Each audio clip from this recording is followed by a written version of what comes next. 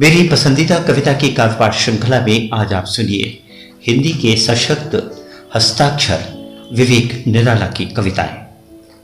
उनकी पहली कविता का शीर्षक है हमारे समय के हत्यारों ने। हमारे समय के हत्यारों ने एकल को सामूहिक किया और हत्यारों के समूह का विकास हुआ। हमारे समय के हत्यारों ने एकल को सामूहिक किया और हत्यारों के समूह का विकास हुआ। उन्होंने हत्या को कला में बदल दिया और कला को हत्या में बदल देने के तरीके बताए। उन्होंने हत्या को कला में बदल दिया और कला को हत्या में बदल देने के तरीके बताए। औजारों को मशीन में और मशीनों को बंदूकों में बदलते हुए उन्होंने हत्या को और भी ज्यादा वैज्ञानिक बनाया। औजारों को मशीन में और मशीनों को बंदूक में बदलते हुए उन्होंने हत्या को और भी ज्यादा वैज्ञानिक बनाया। फिर वो शास्त्र लेकर आए। उन्होंने हत्या की पूरी परंपरा की आधुनिक व्याख्या की। फिर वो शास्त्र लेकर आए। उन्होंने हत्या की पूरी परंपरा की आधुनिक व्याख्या की। हिंसा की दार्शनिक दलीलें दी। बर्बरता को सांस्कृतिक कर्म बताया। फिर वो शास्त्र लेकर आए। उन्होंने हत्या की पूरी परंपरा की आधुनिक व्याख्या की। हिंसा की दार्शनिक दलीलें दी। बर्बरता को सांस्कृतिक कर्म बताया। इस तरह हमारे समय के हत्यारों ने अपने लिए हत्या को वैधता दी। इस तरह हमारे समय के हत्यारों ने अपने लिए हत्या को वैधता दी। हमारे समय के हत्यारों ने एकल को सामूहिक किया और हत्यारों के समूह का विकास हुआ। उन्होंने हत्या को कला में बदल दिया और कला को हत्या में बदल देने के तरीके बताए। हमारे समय के हत्यारों ने अपने लिए हत्या को वैधता दी। और अब सुनिए विवेक निराला की एक और कविता। शीर्षक है दृश्यावली। मैं लोक मंगल को संभालकर जब जंगल पहुंचा तो सारे आदिवासी खदेड़े जा चुके थे। जंगल उद्योगपतियों को दिए जा चुके थे। पूंजी की आग में धधक रहा था जंगल। मैं लोक मंगल को संभालकर जब जंगल पहुंचा मैं लोक मंगल को संभालकर जब जंगल पहुंचा तो सारे आदिवासी खदेड़े जा चुके थे। जंगल उद्योगपतियों को दिए जा चुके थे। पूंजी की आग में धधक रहा था जंगल।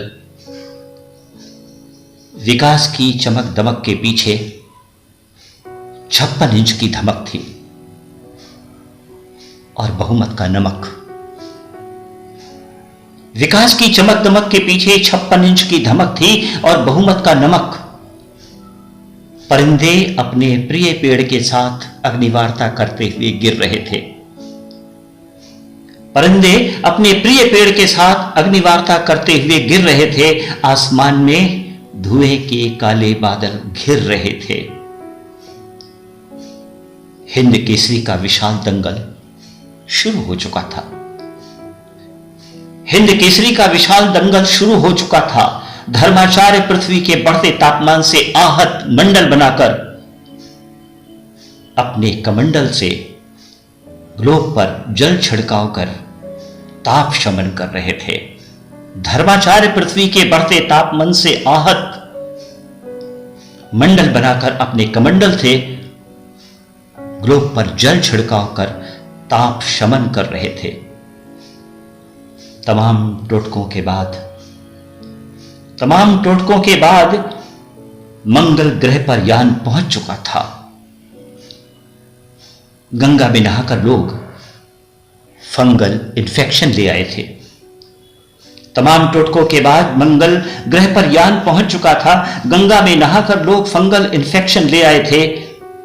लोग अपनी सुविधाओं का बंडल बांधकर जीने की मासूम जिद में प्रतिरोध की बिना नाप की सैंडल उतारकर समझौतों के अपने काले काले कंबल में घुस गए थे। तमाम टोटकों के बाद मंगल ग्रह पर यान पहुंच चुका था। गंगा में नहाकर लोग फंगल इन्फेक्शन ले आए थे। लोग अपनी सुविधाओं का बंडल बांधकर जीने की मासूम जिद में प्रतिरोध की बिना नाप की सैंडल उतारकर समझौतों के अपने काले काले कंबल में घुस गए थे। अस्मितावादी विमर्शों के विशेषज्ञ हैरान थे। अस्मितावादी विमर्शों के विशेषज्ञ हैरान थे। कम्युनिस्ट परेशान कि सिचुएशन को हैंडल कैसे करें। कम्युनिस्ट परेशान कि सिचुएशन को हैंडल कैसे करें। मैं लोक मंगल को संभाल कर जब जंगल पहुंचा तो सारे आदिवासी खदेड़े जा चुके थे। जंगल उद्योगपतियों को दिए जा चुके थे। पूंजी की आग में धधक रहा था जंगल। मैं लोक मंगल को संभाल कर जब जंगल पहुंचा। विवेक निराला की एक और छोटी कविता, शीर्षक है संधि। मेरे मन की एक पतली डोर जो तुम तक पहुंचती है, उसी से मकड़ी अपना जाल बुनती है। मेरे मन की एक पतली डोर जो तुम तक पहुंचती है, उसी से मकड़ी अपना जाल बुनती है। तेरी देह गंध भी तो चुरा ले गई मंजरियां, तुझे पता भी ना चला। मेरे मन की एक पतली डोर जो तुम तक पहुंचती है, उसी से मकड़ी अपना जाल बुनती है। तेरी देह गंध भी तो चुरा ले गई मंजरियां, तुझे पता भी न चला। मुझसे हवाओं ने मुखबरी की, मुझसे हवाओं ने मुखबरी की। तेरे हाथ से चिटक उठी कलियां, चरणों को देख चमक उठा चंद्रमा। तेरे हाथ से चिटक उठी कलियां, चरणों को देख चमक उठा चंद्रमा। मेरी आंख के तिनके तुम्हारे स्वप्न पंछी का बसा आवाज। मेरी आंख के तिनके तुम्हारे स्वप्न पंछी का बसा आवाज। और आंसुओं में मेरी भुजाओं की मछलियां तैरती हैं। मेरे मन की एक पतली डोर जो तुम तक पहुंचती है, उसी से मकड़ी अपना जाल बुनती है। तेरी देह गंध भी तो चुरा ले गई मंजरियां, तुझे पता भी न चला। मुझसे हवाओं ने मुखबिरी की, तेरे हाथ से चिटक उठी कलियां। चरणों को देख चमक उठा चंद्रमा। मेरी आंखों के तिनके तुम्हारे स्वप्न पंछी का बसा आवाज। और आंसुओं में मेरी भुजाओं की मछलियां तैरती हैं। तुम्हारी कल्पना में मेरी मूकता है, और मेरी इच्छाओं में तुम्हारी मुक्ति। तुम्हारी कल्पनाओं में मेरी मूकता है, और मेरी इच्छाओं में तुम्हारी मुक्ति। ये तो तुम्हारे निरपराध जीवन से मेरी निर्दोष मृत्यु की संधि है। ये तो तुम्हारे निरपराध जीवन से मेरी निर्दोष मृत्यु की संधि है। मेरे मन की एक पतली डोर जो तुम तक पहुंचती है, उसी से मकड़ी अपना जाल बुनती है। मुझसे हवाओं ने मुखबिरी की, तेरे हाथ से चिटक उठी कलियां। चरणों को देख चमक उठा चंद्रमा। तुम्हारे स्वप्न पंछी का बसा आवाज और आंसुओं में मेरी भुजाओं की मछलियां तैरती हैं। तुम्हारी कल्पना में मेरी मूकता है और मेरी इच्छाओं में तुम्हारी मुक्ति। ये तो तुम्हारे निरपराध जीवन से मेरी निर्दोष मृत्यु की संधि है, मेरी निर्दोष मृत्यु की संधि है। और अब सुनिए विवेक निराला की एक और कविता। शीर्षक है आत्महत्या के बारे में सोचते हुए। आत्महत्या के बारे में सोचते हुए मैंने खनकते कलदार सिक्कों के बारे में सोचा जो छुपे थे। आत्महत्या के बारे में सोचते हुए मैंने खनकते कलदार सिक्कों के बारे में सोचा जो छुपे थे, जिन्हें खोटेपन ने चलन से बाहर कर दिया था। मैंने तारों सहित उलट गए आकाश के बारे में सोचा। मैंने तारों सहित उलट गए आकाश के बारे में सोचा। मैंने सोचा चमगादड़ों की तरह लटके सूर्य और चंद्रमा के बारे में। आत्महत्या के बारे में सोचते हुए, आत्महत्या के बारे में सोचते हुए मैंने फूलों और तितलियों के बारे में सोचा। मैंने सोचा सूखे से दरख्ते खेतों के बारे में। आत्महत्या के बारे में सोचते हुए मैंने फूलों और तितलियों के बारे में सोचा। मैंने सोचा सूखे से दरख्ते खेतों के बारे में। मैंने जलते हुए जंगलों और विस्थापित लोगों, पूंजी और मशीनों और उद्योगों के बारे में सोचा। मैंने अपनी 2 कौड़ी की नौकरी और 4 पैसे की मध्यवर्गीय चतुर चुप्पी के बारे में सोचा।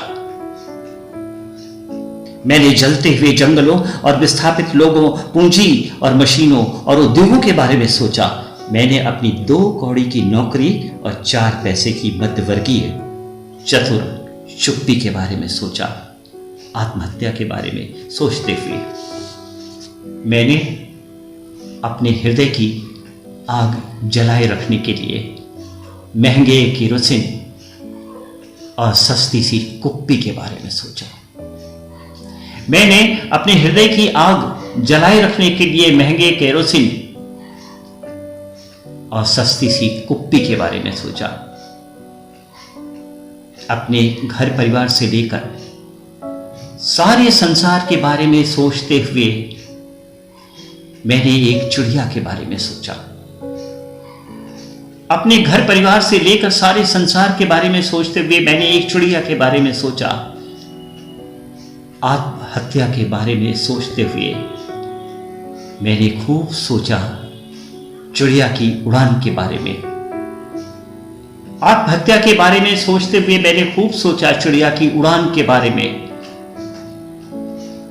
मगर अंत में पाया उम्मीद एक मरी हुई चिड़िया का नाम है। मगर अंत में पाया उम्मीद एक मरी हुई चिड़िया का नाम है। आत्महत्या के बारे में सोचते हुए मैंने खनकते कलदार सिक्कों के बारे में सोचा जो छुपे थे, जिन्हें खोटेपन ने चलन से बाहर कर दिया था। मैंने अपनी 2 कौड़ी की नौकरी और 4 पैसे की मध्यवर्गीय चतुर चुप्पी के बारे में सोचा। मैंने अपने हृदय की आग जलाए रखने के लिए महंगे केरोसिन और सस्ती सी कुप्पी के बारे में सोचा। अपने घर परिवार से लेकर सारे संसार के बारे में सोचते हुए मैंने एक चिड़िया के बारे में सोचा। आत्महत्या के बारे में सोचते हुए मैंने खूब सोचा चिड़िया की उड़ान के बारे में। मगर अंत में पाया उम्मीद एक मरी हुई चिड़िया का नाम है। एक और छोटी कविता। शीर्षक है निवारण। तुम्हारे ईश्वर ने हमें उल्टा खड़ा कर दिया। तुम्हारी तोपों का मुंह हमारी ही तरफ है। तुम्हारे ईश्वर ने हमें उल्टा खड़ा कर दिया। तुम्हारी तोपों का मुंह हमारी ही तरफ है। तुम्हारे संगीतकार सिर्फ कीर्तन करते हैं सुर में। तुम्हारे ईश्वर ने हमें उल्टा खड़ा कर दिया। तुम्हारी तोपों का मुंह हमारी ही तरफ है। तुम्हारे संगीतकार सिर्फ कीर्तन करते हैं सुर में, चित्रकार महज देह का सौंदर्य पहचानते हैं। चित्रकार महज देह का सौंदर्य पहचानते हैं। तुम्हारे कवि चारण हैं पद, प्रतिष्ठा और पुरस्कार धारण किए। तुम्हारे ईश्वर ने हमें उल्टा खड़ा कर दिया। तुम्हारी तोपों का मुंह हमारी ही तरफ है। तुम्हारे संगीतकार सिर्फ कीर्तन करते हैं सुर में, चित्रकार महज देह का सौंदर्य पहचानते हैं। तुम्हारे कवि चारण हैं पद, प्रतिष्ठा और पुरस्कार धारण किए। तुम्हारे जीने का कोई कारण नहीं, तुम्हारे जीने का कोई कारण नहीं, तुम्हारा आचरण ही मारण है। सारी समस्या का यही निवारण है कि साधारण के साथ हो लिया जाए और प्रतिरोध के एक एक शब्द का कम से कम सही उच्चारण किया जाए। तुम्हारे ईश्वर ने हमें उल्टा खड़ा कर दिया। तुम्हारी तोपों का मुंह हमारी ही तरफ है। तुम्हारे संगीतकार सिर्फ कीर्तन करते हैं सुर में, चित्रकार महज देह का सौंदर्य पहचानते हैं। तुम्हारे कवि चारण है पद, प्रतिष्ठा, पुरस्कार धारण किए। तुम्हारे जीने का कोई कारण नहीं, तुम्हारा आचरण ही मारण है। सारी समस्या का यही निवारण है कि साधारण के साथ हो लिया जाए और प्रतिरोध के एक एक शब्द का कम से कम सही उच्चारण किया जाए। तुम्हारे ईश्वर ने हमें उल्टा खड़ा कर दिया है। तुम्हारी तोपों का मुंह हमारी ही तरफ है।